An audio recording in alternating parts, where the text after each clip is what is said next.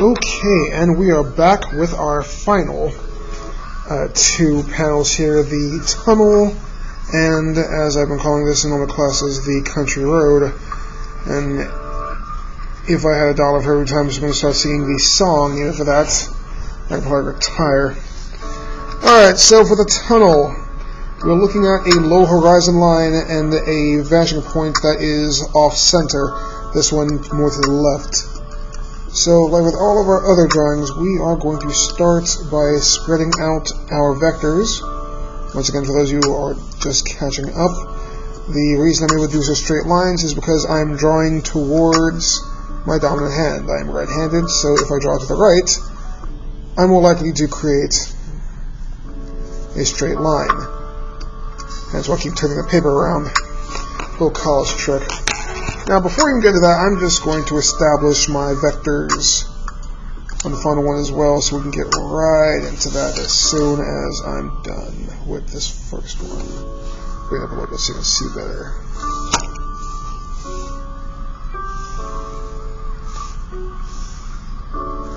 Yep, that was a little bit off. A little curved. Yeah, that's what happens when Mr. Scott draws at 6:15 at night. Yep, that's the bad side.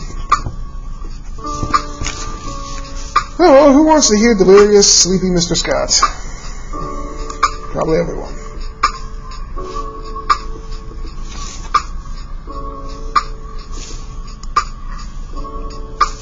There we go. Now let's get one more over yonder. Okay, so now that my lines are drawn up, switch to ye olde magenta. Now for the tunnel one, we're going to go with a sewer setup. In the previous drawings, I've gone with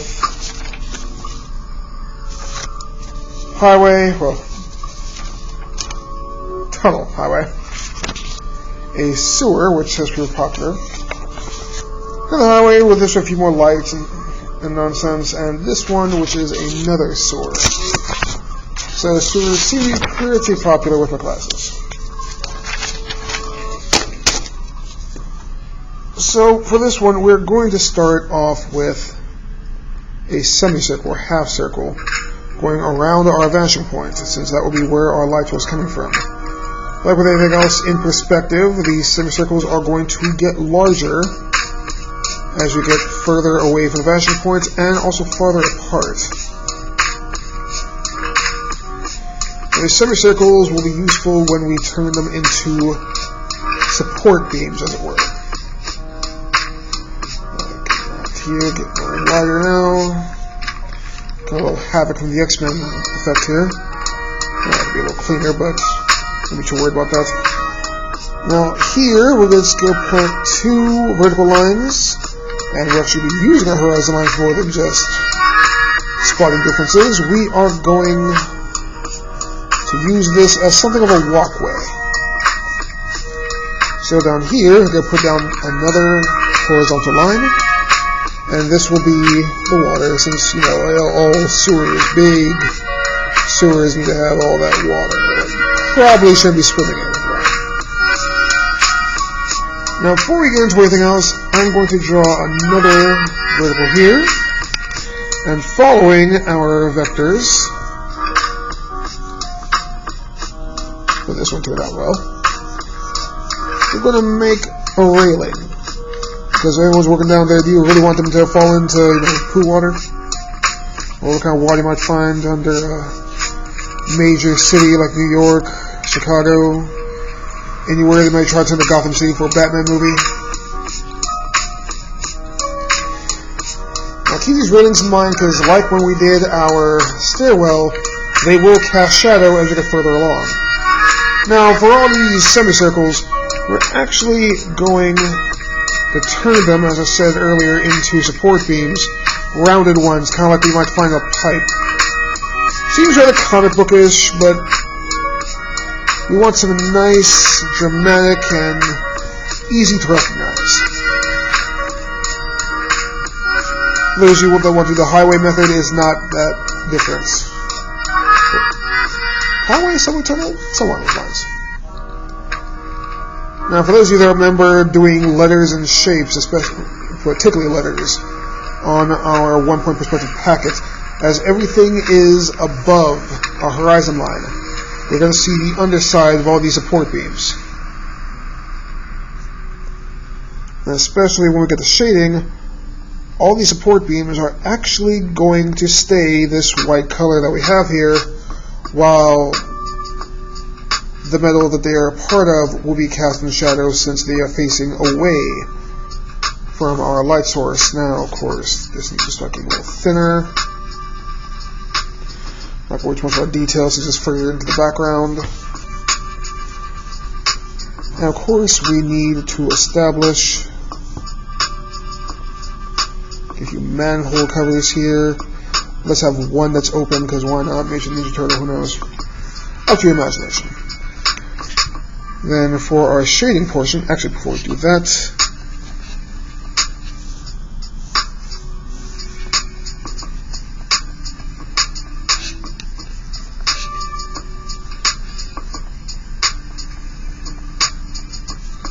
let's add in a little bit of tunnel here. This will be useful when we start drawing backgrounds for stories. Oops. Spoiler alert, yes, there will be that. There will be some illustrative storytelling later in the year. For those of you that make it. Okay, now we have that. We're going to apply our shading. Now we're going to start with a light shade going from the back, leading up to the front. We'll get lighter as we go along. We always want to stay light, because if shading is too light, you can always make it darker. But if shading is too dark, it's harder to make it lighter without ruining the entire thing. Now, as I said, the support beams are going to be cast in shadow. If this was using any of our regular shading methods, these would be spot blacks, more than likely. Or the Batman shade, the contrast, high contrast.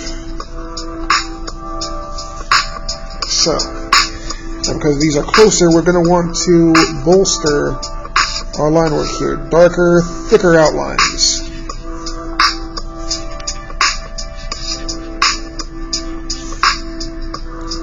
To show that they are, one, closer, and for two, help them pop out from the rest of everything here, since we're using this magenta coloration here. I do not always advise using colors when drawing.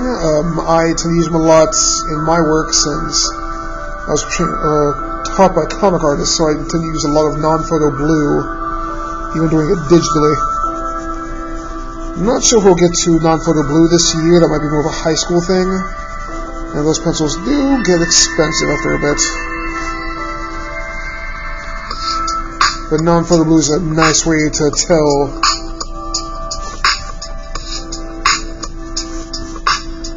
where your line work is going and how it'll look before it gets printed. Now, as you can see here, I am still putting shading around the manhole covers, but since only this one is open, that will have light around it, while everything else will get progressively darker as you see fit. Now I've gone light, so now I can start to layer on more shadow.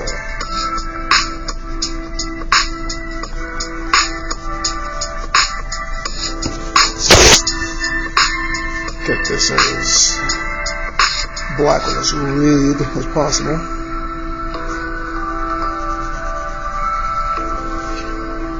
With a little bit of light there.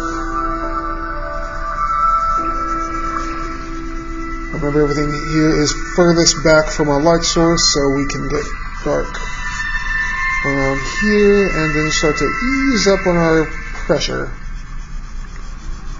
as we get closer.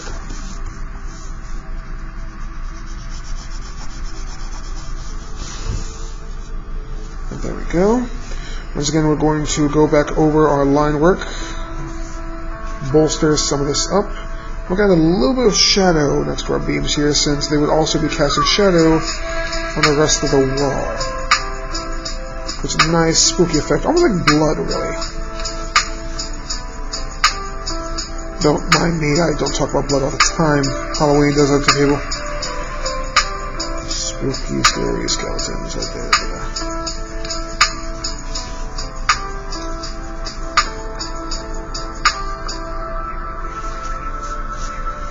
Now, of course, we'll want to address cast shadows,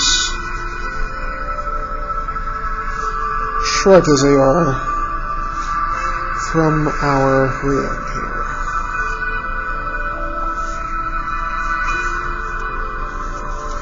And there we go.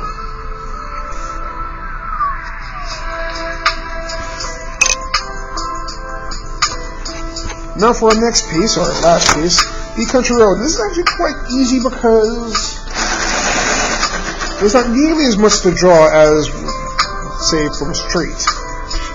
So, as I've already established my vectors here, I'm going to use this one here. Yeah, here's fine. And I'm actually going to be using my horizon line. I'm going to do this one this time around because we are dealing with an infinite backdrop rather than a finite one. Finite being, say, it's a wall, it's a small tunnel. This way we can see out forever, so we don't have to worry about our horizon line getting away with anything. So let's start this off. Let's get actually one more vector here. And we're going to make our road markers. Start off nice and small. Get progressively bigger as we go along. A little clearer. A little more white. And before we even do anything else, we're just going to just toss down that darker shade. Since really roads would be black or this dark gray. And one boy tried to tell me that roads are white in Mexico. Like, how does that work? That'd literally be reflecting all the sunlight back at the driver. That'd be blinding. Sounds like it'd be a pretty idea, though. There you go. And really, with the country road, it's all about what you might see out there. For those of you who have well-traveled, or for those of you that actually live out in the country, you have certain things like, say, speed limit signs. Because Lord knows that Texas loves its speed limit signs and all the tickets that come with it. I'm going to set this one to 60 at a common highway speed. Now, we've had all sorts of things throughout the day. Telephone poles, signs, cornfields, seems to be a popular one. One suggested an oil rig, which is actually rather like that one. But for this first part, we're going to establish this line here, this vector here, as our height marker as we make some telephone poles. So a nice little vertical line, thicken up some since this is close to the foreground, and we're going to give it some brethren poles all the way down until they vanish all the way into the distance. I'm going to make a little cross up here. I want people thinking that I was drawing a lot of crucifix, but that happens. And then the power box. Now keep note how I draw the bottom because we are still above our horizon line, so we should be seeing the bottom of all these posts here. Then using our vectors, which you can see here, we are going to actually follow these fairly well. Here and here to be our telephone wire. Extend that just a little bit more to make it fit. There you have it, telephone poles. Let's see. We did have a lot of people said cornfields. Well, there's a lot of cornfields around here. So I'm going to put that down. Now for this kind of distance, some vertical lines and some curved lines. Maybe curved lines, because let's not be a hypocrite here. I did say that all nature is curved. Straight objects are for the man-made kind. So just use a lot of curved lines here, since we're not close enough to tell that these are corn fields. As we get further away, we can get smaller, show less of a curve. And one suggestion that came today that I really liked, well, two actually. One is tumbleweeds, which tumbleweeds are really just curves and angles all in a rough ball shape, so I wouldn't be losing sleep over how you actually render them. And tumbleweeds happen anywhere. I've actually been to places with tumbleweeds. They're kind of terrifying when they're not out in the open. Okay, and still not going to be shading yet because we are going to apply, and this came from ETH period. I found this to be quite interesting. Alright, let's see. Got the pencil back here.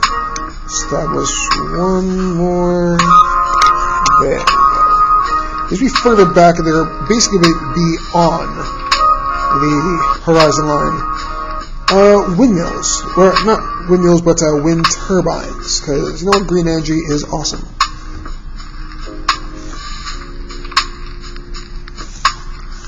And this lines up here. So assuming that they're all in the same position, rarely that's the case, but hey, let's imagine this is a perfect world here. We are going to just keep applying these right down the line.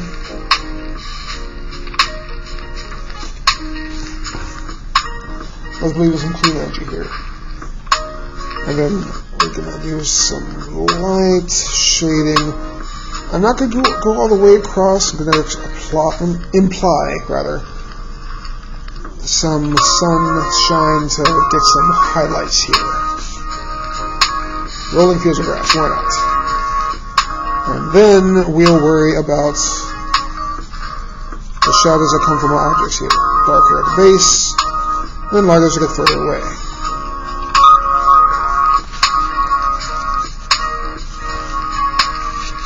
Now with this kind of lighting, I assume that our sun would be over here.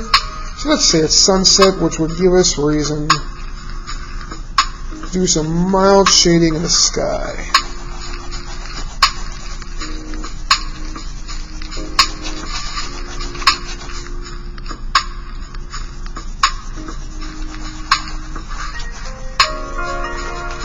Okay, the regular pencil, this is a nice time to bring in the eraser.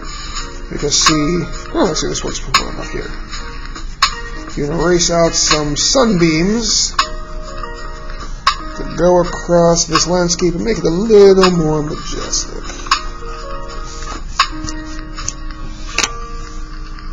There you have it. Now I will be uploading all of the sheets, so this is just the base tutorial. But as this is going out to everyone, I will also be putting in second period, third, 7th, and 8th. So, I hope that this was nice and informative for you all. When I come back, we will also be working on translation, since that will tie into our test. Alright, thank you. Have a nice day.